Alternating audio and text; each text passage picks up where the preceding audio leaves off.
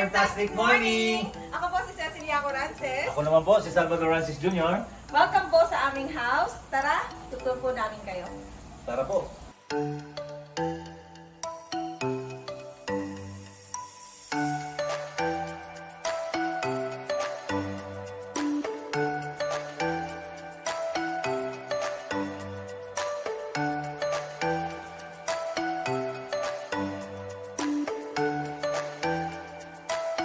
Dito muna tayo sa aming entertainment room.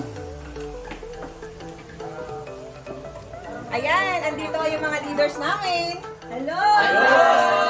Hi, fantastic morning! Yan, grabe naman, power talaga sila. Oh, ito naman po yung mga awards namin sa iFern. Dito namin ginagawa sa room na to yung mga trainings namin. Tapos saka dito namin na-entertain yung mga bisita namin. Dito kami nag-video okay. Yan dito nagbabandi yung mga grupo namin. And dito naman tayo sa aming living area. Ayan. Kahit ilan yung dumating ditong bisita, kasyang-kasya kami. Yes. Then, diretso tayo sa pool. Sa pool naman. Yan, ito Diyan. po yung garden. Garden, then yung gazebo namin, and yung shower room andoon. Ayan. Ito na yung exciting part! Dito tayo.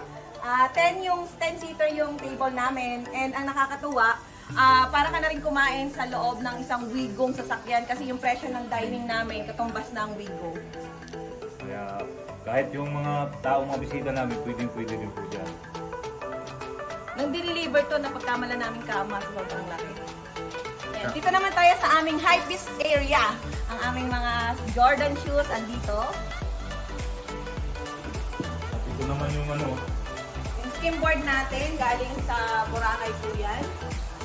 Okay, supplier natin sa Boracay. And iPhone din lang po ang nakatupad ng pangarap ko, matagal ko ng pangarap na aquarium. ayun, talagang natupad na ang pangarap. Tapos ito naman po yung mga sapatos ko. Yan.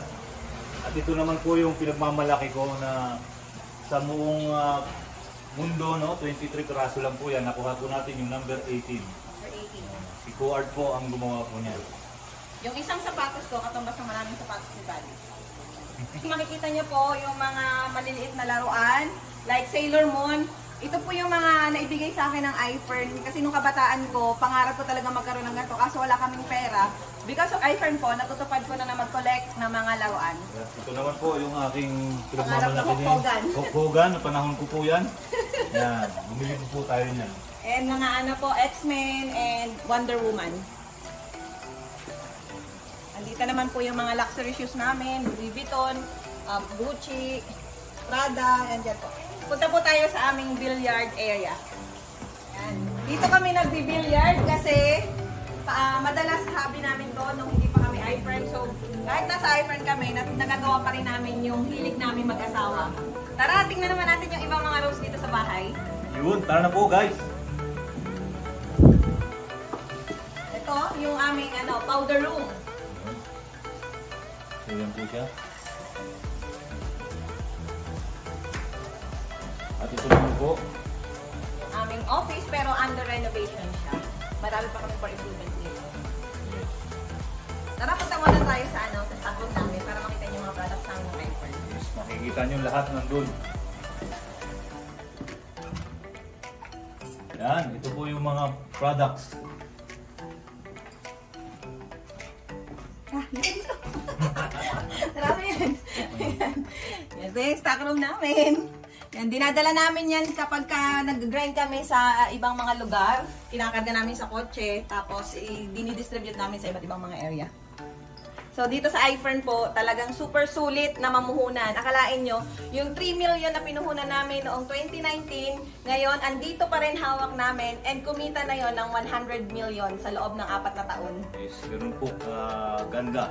Kaya kailangan mong mamuhunan kasi parte yan ng negosyo, puhunan kapatid. Kailangan may puhunan pag gustong magnegosyo. At paglaki ng puhunan, paglaki po yun ng kita and kaya lumalaki ang kita kasi pag malaki ang puhunan, malaki ang sipag. Yes. Tara, punta tayo sa taas.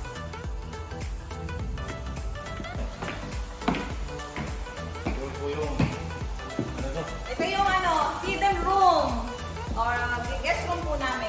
mo walang room, no? Di ba? Parang pader. Pero may room siya. Dito tumutuloy yung mga bisita namin and yung mga kapamilya namin.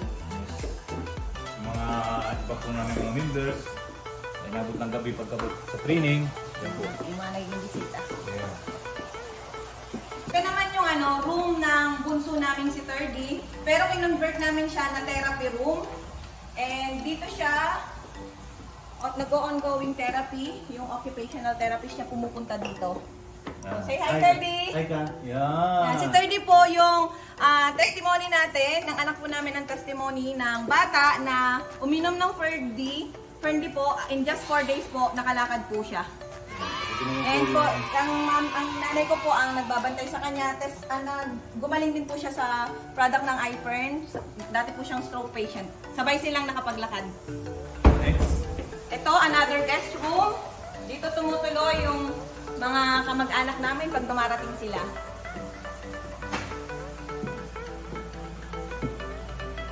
Malalaki po yung mga kwarto. And syempre, ang aming inventaryo ng products. Laging may mga on-hand products. Kaya punta naman tayo sa room ng aming panganay na si Sailin. Yan. Ano po kayo? Yan. Say hi ka, Bibi. Hey, hi! Ate Sailin! Siya po yung panganay namin, nakatulong namin sa pagre-retail. Imagine po, sa edad po niyang 14 years old, nakakabenta siya ng 8,000 worth of retail products ng iFern. Wow, grabe.